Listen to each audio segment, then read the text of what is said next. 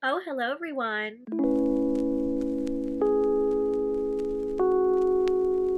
I am here back on my floor because we are doing a very fun video today. I'm pretty sure I did this video last year. I mean, if you follow or are subscribed to this channel, I should say, you know I do dark romance rec videos a lot. I know that they're what people want to see from me. They perform well, which makes me really happy because it's one of my favorite genres to talk about and it's one of my favorite genres to read. So today we are going to be going over my top 10 dark romance books of 2024. I would also like to say these are in no particular order. And also, when I was thinking of this list, I realized that I definitely this year didn't read as many dark romance books as honestly I would have liked, that I would have thought, because not only is it one of my favorite genres, like I just said, it's also my, like, if I'm in a slump, I know it's going to get me out of a slump. It's one of my quote unquote comfort genres where it's just very reliable. Like, they're never going to let me down. I love a dark romance. Like, please, I feel at home when I read them, okay? Obviously, also, darkness is subjective to people. You might not consider books on here like dark romance. I'm going to all put them in the dark romance category. I've said this before, dark romance has so many different subcategories and, you know, it's a whole scale, but these are books that I'm going to say are dark romance books. Also, with that, please check your trigger warnings for every single one of these books, as they are not, you know, the lightest and the fluffiest books in the world. Always do your research before reading any sort of dark romance. What were your favorite dark romances of the year as well? I would love to know.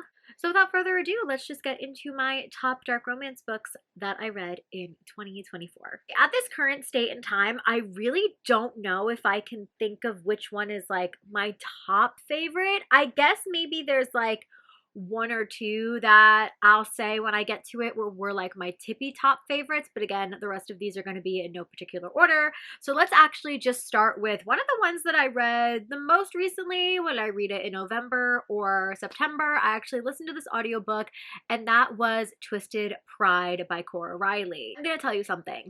I actually don't know off the top of my head what I rated this book on Goodreads, but if I rated it a 4-star or a 4.5, that is wrong, because this book has to be a 5-star, and this book has not left my mind since I read it. This is the #1 book actually on this list. I'll say it, that I think about the most often. That doesn't make it my #1 favorite book, because I still had some issues with it, which I'll tell you about, but it was very unforgettable. This is the second book in Cora's, one of her second gen Mafia series. I read the whole first, is it the Kimura Chronicles? I did binge listen to that whole series, not even last year, I think maybe the year before. So I have read the back, like I have read the series that came before this one, but you can technically read them in like out of order as standalones, because this book is the second book in this series and I didn't read the first one, because the thing is, when it comes to this series specifically, every single person talks about this book. Everyone talks about how this is one of their favorite Mafia books, how much they love it, and it really stood out to me because it's one of my favorite micro tropes, which is a kidnapped bride on her wedding day. I mean, I'm always going to go for captive books. Okay, I said it. Judge me, but they are one of my favorite things to read. I just find them so entertaining. They just hit every single time. This one was really setting itself up for success with me, even though her previous series I think is just okay. Is it my favorite Mafia series in the world? No.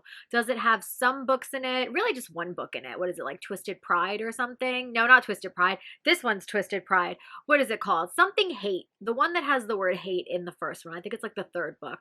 That one I like, but again, the rest of them, they're not that memorable. Complete 180. This book is so memorable. This book follows, I think yes, it's Serafina, and I think the guy's name is like Roman or something. Again, do their names really matter? No. What matters is this book was so entertaining right off the bat, and this series, I've heard this whole series in general is significantly darker than the first Mafia series from her, because like I said, I consider those actually pretty good beginner Mafia books, but these ones are definitely, like, I noticed right away that they were darker. There's, you know, there's a lot more violence in here. Like, again, our girl Serafina is captured in the beginning of the book, like going to her wedding, and there definitely is a lot of like, you know, play with like consent, and just our main guy in this book is a very, very aggressive. Like he's very alpha, he's very mean. Like he's extremely mean to her. I guess I was just taken back by how like rough this guy was. But the thing is, the way their relationship developed, I ate it up. My biggest issue with this book is I thought it went on a little bit too long, and I found the ending to be slightly lackluster. Like there's something that happens, and I would say like the third final part of the book that I was just like, I don't really care about it that much. Like it wasn't my favorite way to wrap up the book, but like the whole first half, so good. It really was. Like it's truly so entertaining. If you love dark mafia books, I have no doubt about it that you will love this. I don't think this is going to be a book for everyone because again, the couple dynamic in here is a little interesting, but Seraphina's also, she's a badass. Like she really is the perfect match for this guy. And I just had like a really fun time with this book. And the audiobook, I enjoyed enough. It was fine. Then I actually have two books by the same author because she released two books this year. And I loved both of them so much. 5 stars, obsessed with them. Like both of these are definitely there in my like top favorite dark romances of the year. And that is Serpentine Valentine and Asking for Trouble by Gianna Darling. We'll start with Serpentine Valentine first. This is a dark sapphic romance. You guys know, or if you don't know, I love sapphic romances, especially dark sapphic romances. I just think it's an incredible subgenre that I wish we had an endless amount of options in. But this one is also dark academia. It is inspired by Medusa, like that tale. Definitely some darkness in here as well. I mean, again, every book, check your trigger warnings, but this book starts with an assault and it leaves our character on a hunt for justice. So if you really like vigilante stuff, a group of girls taking down those boys, you're gonna eat it up. The audiobook was really well done. Obviously, it's written by Gianna Darling. Her writing is just gorgeous. I personally really enjoyed this book. I loved the way the relationship developed. It becomes like, it's like a tale for revenge because the one girl is going after this girl because she is the daughter of someone who she doesn't like. So again, it's like that element, but you know, she ends up really liking her anyway. It's definitely one of my top favorite books of the year because Gianna is also one of my top favorite authors ever in life.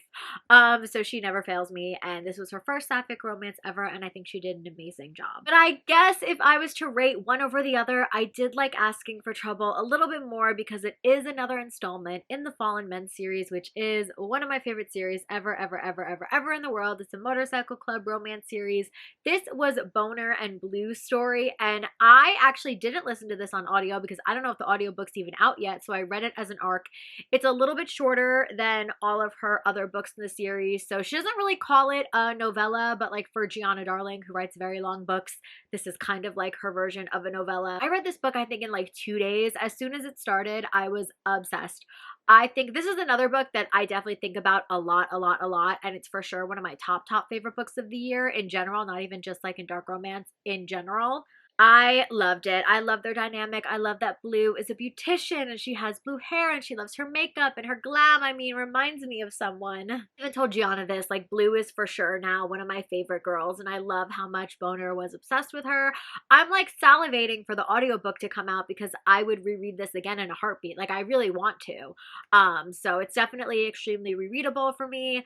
5 million stars, obviously, infinite stars, really. I had so much fun with this. It was amazing. I really loved it. I loved it so much. So for sure, this has to be on this list. Then, would you like to talk about another dark sapphic romance? I was so excited that I finally got to the book Vibe by Liza James this year because I've heard nothing but great things about Liza. She writes dark sapphic romances, and it was actually McKay here on YouTube from Oh Hey It's McKay. I'm sure you know who she is, especially if you watch like dark romance recommendation videos. She talked about this so long ago, and I was like, oh my god, I gotta read it. I gotta read it. It looks so good. It does have an audiobook. Not all of Liza's books have audios, but I was so happy to see that this one did because it's been on my TBR for so long. So I purchased the audiobook, listened to it in like a day really because it's pretty short, and I loved it. This is about a girl and a dancer that she meets at a club, and there's just so much going on in this book. I actually don't want to really spoil it for you because there's a lot to explore in this book, and it's so spicy. If you like spicy books, I will tell you, this one was crazy. There is also an element that's not a spoiler of like a cult in here. So if you like that, you'll enjoy this. But basically, it's these two girls trying to take down this cult, and there's a whole bunch of twists and turns, and like, you know, there's just a lot. Again, there's a lot going on, but it was, again, so hot. I think actually from this whole list, I fear this could actually be the hottest book that I read in this whole dark romance category. It was next level. I truly am obsessed with it. Another 5-star read. Then going back to that Mafia vibe, but if you know this series, you know it's like Mafia mixed with Cartel, mixed with Motorcycle Club. There's a lot going on in the best way. I loved City of Salvation by my girl Marie Maravilla so much. I do have an author interview with her on this page. Same with Gianna. They're just the best, and this book is the third book in this trilogy. I'm obsessed. This one is, it's like fake dating. The girl's on the run. He's like obsessed with her. They kind of have like a little friendship to lovers. Like they've known each other for a minute.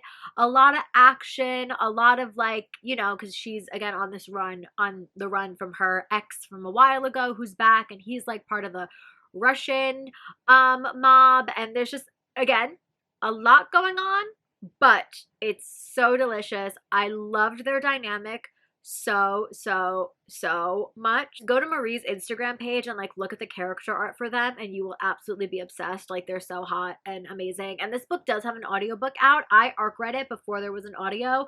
Another book that I would absolutely re-listen to on audio. This whole trilogy that starts with Skeletons of Society, then it's Syndicate of Sins, and then this one, City of Salvation. Whole trilogy is amazing. I've brought them up before, but I feel like, again, if you like fake dating and stuff like that, you will really love this one. Another female main character who's very, you know, badass, loves to fight, will fight anyone, is not afraid to like look danger in the face. And it's like the guy in this book, he's more of the golden retriever. He's just like, he wants to be there, he wants to protect her, but she's gonna go off and just do her own thing. I just had so much fun with this book. I was utterly obsessed, and you need to check out Marie and her books if you haven't yet. One more dark sapphic romance. I mean, I told you, it's my bread and butter. We have Tristic's Venom by Penelope Douglas. Now, I wanted to get to this book for so long. I've had the audiobook for forever. The one thing that intimidated me about this book was the length of it, because if you know, you know, I'm not a fan of dark books, especially, I mean, long books. I'm not a fan of long books, especially if I can't do them on audio.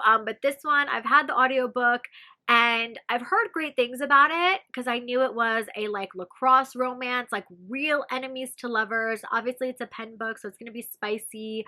I just knew that it was setting itself up for success with me. I just, again, never got to it until this year. And another one of my top favorite books of the year. I'm gonna shock you, I did not mind how long this book was. I thought the book flew by so fast. Girls' names in this book are, one of them is Clay, and then what's the other one? I can't remember. Doesn't matter. But this book, again, true enemies to lovers, because they do play lacrosse. And listen, this book features one of my favorite things, which is the girls fighting. I like when the girls fight. I like it personally.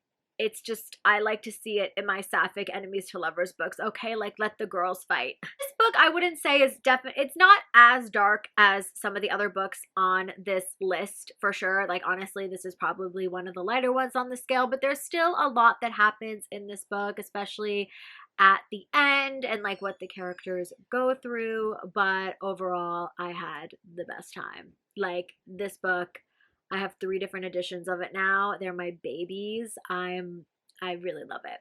I think also that of all the Penelope Douglas books that I've read, and I have read a lot of their backlist, this one needs a movie. I will champion the fact that this one should be a movie. But yeah, if you've read all of Pen's backlist and you haven't gotten to this one yet, I highly encourage you do, because I had the best time. And for a book that I loved, oh my god, I remember I had the best time with this audiobook. Utterly obsessed. It got me hooked on this author. That is A Ship of Bones and Teeth by Karina Halley. And this is another one of my favorite niche subgenres, which is dark pirate romance. I mean, that's all you should know. Like, I should literally say dark pirate romance and you should be like, oh, I'm sold. This was so good. This is between a pirate and a siren, and it's like captive you know me. Obviously, I was seated in the chair. I was ready for this book. I loved the aesthetic of this book so much. Like, again, I love pirate books. I love pirate books with my entire heart and soul. I don't nearly read as many of them. And this book actually has a sequel, which I've also heard is fantastic, and I need to get to it. It follows other characters. It's like the same thing though, where it's like, I think another siren girl and like a guy, or I don't know, but it doesn't matter. I need to read it. This was just delicious. It was a perfect adventure book. There was amazing spice in here as well. It was so entertaining, and everything that happened in it I just thought was sick. It's very like heavy, I feel like Pirates of the Caribbean inspired, like a couple elements. So I feel like if you love that movie, which I do, that's one of my favorite movie franchises, you will eat this up. Like for fans of Pirates of the Caribbean who want something even darker, something even sexier, this is for you. I was such a fan, and I was literally like, oh, I need to read everything Karina Halley has ever written after this book because the woman knows what she's doing. Another one that's pretty light on the darkness scale, but it definitely still has a whole bunch of elements of like a dark romance. Like it has like violence and like stalking and stuff like that. I love when you describe dark romance books, how crazy you actually sound. But again, overall, I would say it's definitely maybe on the lighter-ish side compared to other books on this list, and that is Rookin' Rebel by Kate Crew. I got this as an ALC, and the author's assistant like reached out to me and was like, hey, do you want the PR box for this book? Like, do you want to read this book? It's like good for like Halloween time. It's like this stalker, dark romance. He has like a motorcycle. It's not motorcycle club, I wouldn't say. I think it's just more of like a guy with a bike. And this book was so fun. I think the only reason it wasn't a perfect 5-star for me is because also I feel like it went on a smidge too long, but it's so highly entertaining. And this is probably one of the ones on this list that you might not have heard of, because I don't know if this is a debut novel, but I don't think it is, but it's definitely the book by this author that I think is gaining the most momentum right now. What I'm trying to say is I could see, as more books come out in this series, more people picking up this series because it was really fun. I think the tone of this book is definitely on the lighter side, even though the main guy does kind of stalk the girl a little bit, and there's a lot going on. She's like a rich girl, and he's, you know, this guy who like works on bikes and I think like works in a family garage, and like he hates her dad. And there was a lot going on at the end of this book. Like this book is definitely very like dramatic, not like soap opera level dramatic, but you know, just kind of like that fun drama. I for sure could see this appealing to a lot of people. So I definitely think if it isn't on your radar yet, you absolutely should add it there, because again, I liked it, would definitely check out the sequel, like fully hope that they do like ALCs and stuff for the sequel, because I will be there because I enjoyed this book so much. And quickly, I mentioned this book in my last video of like dark romance books for spooky season, and this for sure isn't my favorite book on this list, but I'm still going to include it in my top 10 because I did read it very quickly because I was glued to the page, and that is Little Stranger by Lee Rivers. I have not read the sequel to this book yet, even though it's out. I definitely have to, because even though I found this book to be really repetitive, I guess I'm still curious to see what she did with the sequel, even though at the same time, I don't really think this book needed a sequel. But this is for sure one of the darkest books on this list. It's very taboo as well because it's like step siblings, but they've known each other since they were kids. He is so obsessed with her, but equally though, she's obsessed with him. And this is one of those books that has a really long trigger warning list in front of it. There's a lot going on in this book. Like this book is madness. This book is chaos. This is another book that I don't think will appeal to everyone, but it appealed to me, and I did like how short it was. That was the best part, honestly, was that this book was very well paced and it like flew by. Like your books dark, if you like them taboo, you're gonna enjoy this. And also, especially if you like your heroes to be very like unhinged and possessive and just, you name the trigger and it's in this book. So if that's something you like, you will check out this book. Finally, another one that's definitely on the lighter scale in terms of darkness, but this is for sure a more darker cowboy book. It also kind of has those like elements of like BDSM, kind of like 50 Shades, but like as a dark cowboy romance, and definitely better written than 50 Shades of Grey. That's Sovereign by Rhea Morris Edwards, and I love Rhea and her books, and the second book, Weston, is now on audio, and I have to listen to it because I really loved Sovereign on audio so much. This is about a woman who, after her husband dies, this guy, I don't know if they're neighbors, but he's a rich guy. He approaches her and he's like, yeah, I know your husband was a piece of crap, but let me take care of you for like, I don't know if they strike up a deal for like a short amount of time where he's like her dom. Again, it's like that, but it's so sexy and it's so spicy, and there's definitely some suspense in here. Maybe that's the right word I should say. It's like a dark ish with like a little bit of suspense, but it was a wild ride. I mean, I feel like we do need more darker cowboy books.